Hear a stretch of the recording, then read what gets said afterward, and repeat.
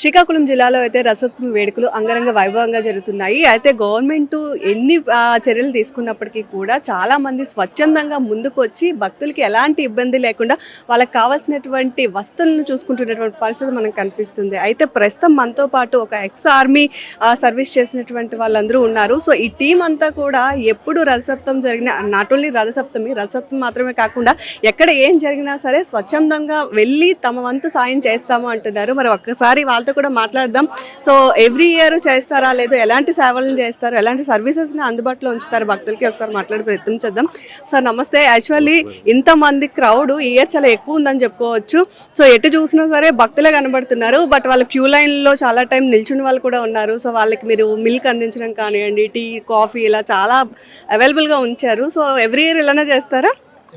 అందరికీ ముఖ్యంగా రథసప్తమి శుభాకాంక్షలు మేడం. గత 7 సంవత్సరాలుగా మేము కార్యక్రమం చేస్తున్నాము. ఈసారి స్టేజ్ ఫెస్టివల్ అవడం వల్ల ఇక 2-3 దినాలు వీళ్ళు చేశారు. ఈరోజు ముఖ్య దినం మేడం.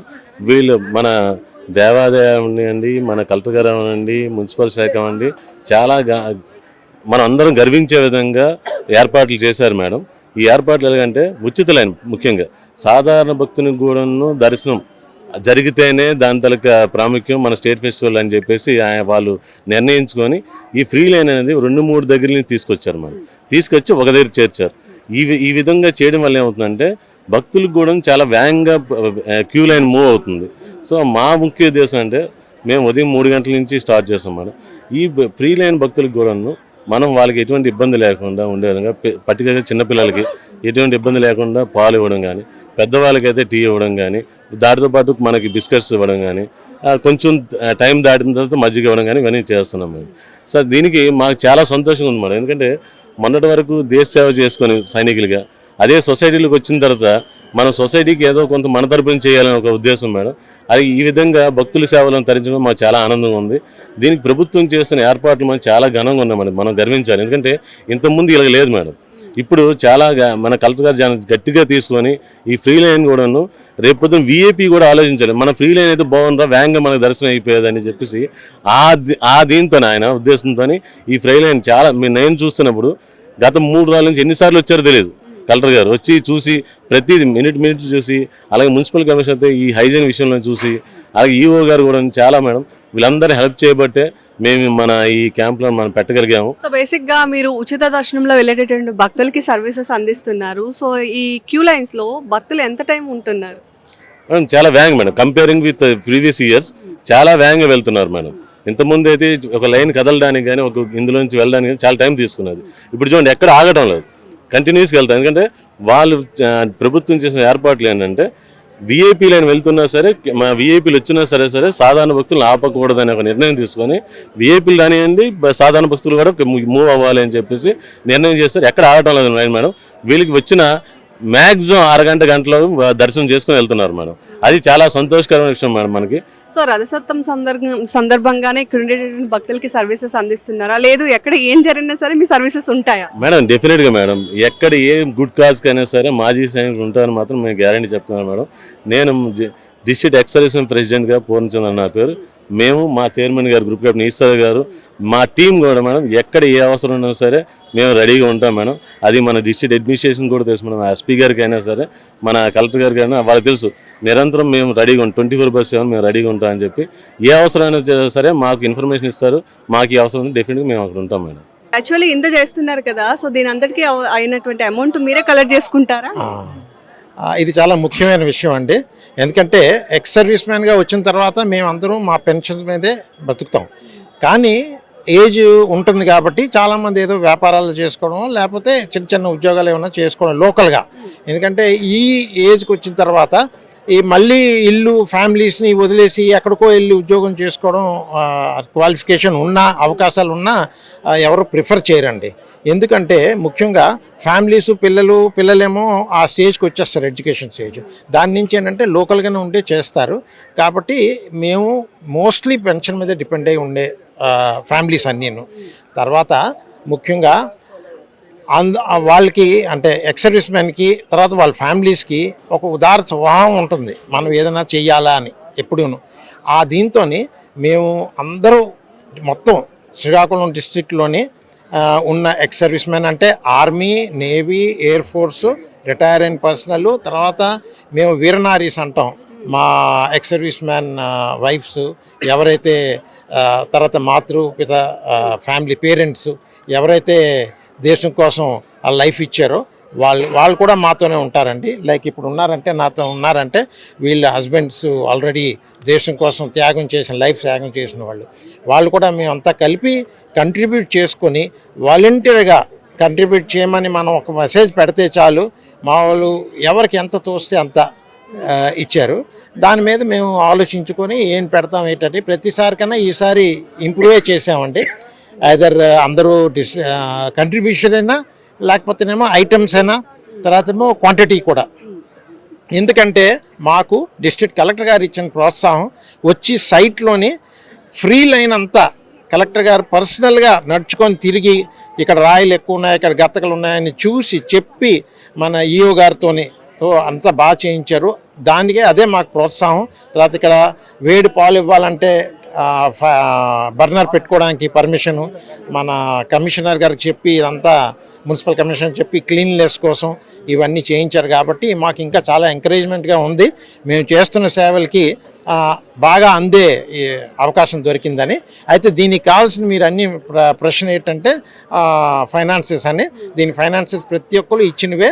ఆ ఇచ్చిన ఫైనాన్సెస్ టోటల్లీ వాలంటీర్గా ఇచ్చిన వాలంటీర్గా ఇచ్చిన మాజీ సైనికులు మా వీర నారీమణులు ఇచ్చిన ఫ్యామిలీస్ ఇచ్చినవే అంతే తప్ప. సో మీరు చెప్పండి, యాక్చువల్లీ రిటైర్ అయిపోయిన తర్వాత అఫ్ కోర్స్ ఏ ఫీల్డ్ అయినా సరే రిలాక్స్ అవుదామని ఉంటుంది. కాకపోతే ఫ్యామిలీ మెంబర్స్ మీరు ఇట్లా సర్వీస్ చేయాలంటే ఫ్యామిలీ మెంబర్స్ ఎంకరేజ్మెంట్ కూడా చాలా అవసరం. మేబీ మీ పిల్లలు పెద్దవాళ్ళు అయి ఉంటారు. సో ఎందుకు నీకు ఇవన్నీ ఇంట్లో ఉంటే అట్లా ఏమంటారా, ఎంకరేజ్ చేస్తారా? చెయ్యండి, మంచి పిల్లలు ఎంకరేజ్ చేస్తారు. మేము ఎందుకంటే ఇలా ముందుకు వస్తాము. ఈసారి వాళ్ళు ఎప్పుడైనా మీటింగ్ ఉందని మెసేజ్ పెట్టగానే స్పందించి ప్రతిదానికి మేము వెంటనే స్టెప్ తీసుకొని మీటింగ్కి రావడం అన్నా ఇలా కంట్రిబ్యూషన్ అన్నా వెంటనే మాకు తోచింది ఏదో సార్ అన్నట్టు పెన్షనే మాకు main source of the income. But అందులోనే ఎంతో కొంత మనం కూడా సొసైటీకి ఇవ్వాలి, ఎంతవరకు మేము సర్వీసులలో బ్రతికేసాము సో అని మేము కంట్రిబ్యూట్ చేస్తూ ఉంటాము. ఈ service wholeheartedly happily we are doing. ఎందుకంటే we have to engage our self. Certain age వచ్చినప్పటికి పిల్లలు పెద్ద అయిపోతారు, వాళ్ళు బిజీలో వాళ్ళు ఉంటారు.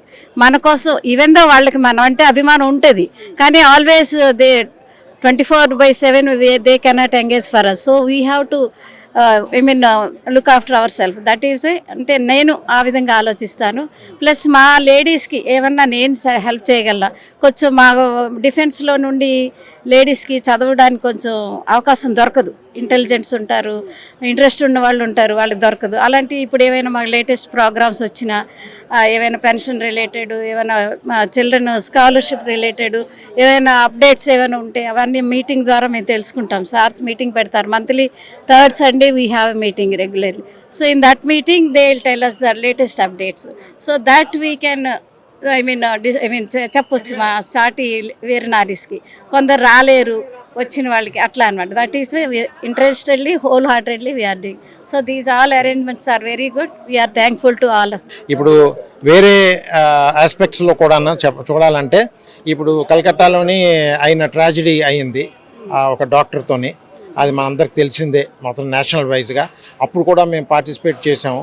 అలాగే మనకి ఫ్లడ్కి విజయవాడలో ఫ్లడ్ అయినప్పుడు కూడా మేము 5 lakh rupees మేమంతా కలెక్ట్ చేసి చీఫ్ మినిస్టర్ ఫండ్కి త్రూ ఆర్ ఎంపీ ఇచ్చాము. ఇలాగా ఇంకా చాలా ఉన్నాయండి. మన ఆమ్దాల్ వలసకి శ్రీకాకుళం కనెక్ట్ అయిన రోడ్ ప్రాబ్లం అయినప్పుడు అప్పుడు కూడా మనం ముందుకొచ్చి నలుగురితో సహా పార్టిసిపేట్ చేసాం. ఇలాగా చాలా విషయాలు ఉన్నాయి. మా విషయాలు మాకు ఎలాగా ఉన్నాయి, ఓఆర్ఓపి అని ఏవో ఉంటాయిలేండి మావి. ఆ విషయాల్లో కూడాను మొత్తం డిస్ట్రిక్ట్లో అందరం కలిపి మేము ఫోకస్ చేసి పర్సనల్ ప్రాబ్లమ్స్ అది కూడా చూడటం. Thank you. సో బేసిక్గా మనకి రథసప్తమి ఈ ఇయర్ నుంచి స్టేట్ ఫెస్టివల్గా చేశారు కదా. సో 3 days ఉత్సవాలు జరుగుతున్నాయి అండ్ మీ సర్వీసెస్ ఇందులో అందించడం ఎలా ఉందో సార్? ముఖ్యంగా మీ మీడియా వాళ్ళకి సూర్య జయంతి సందర్భంగా మా మాజీ సైనికుల తరపున హృదయపూర్వక శుభాకాంక్షలు అండి.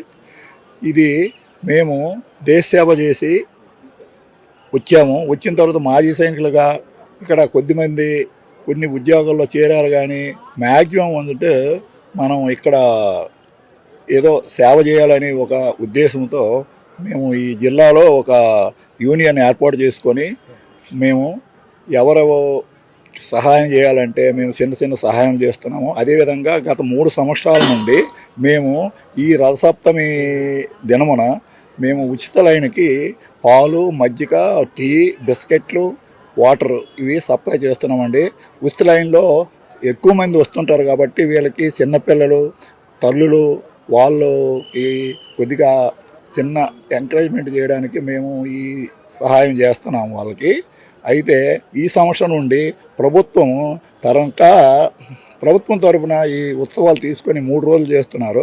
దానిలో సాంస్కృతిక కార్యక్రమాలు తర్వాత చాలా మెరుగ్గా చేశారు. లాస్ట్ 3 ఇయర్స్ నుండి ఈ ఇయర్ చూస్తే చాలా మెరుగైన సౌకర్యాలు కల్పించారు.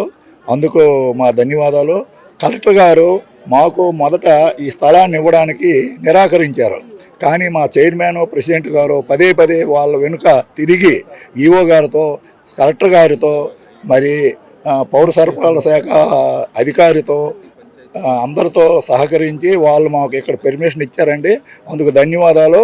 తర్వాత మేము ఈ ప్రజల కోసం ఈ పాలు, మజ్జిగ, టీ, కాఫీ ఇచ్చే సౌకర్యం మాకు కల్పించినందుకు మరీ ధన్యవాదాలు తెలుపుకుంటున్నాము.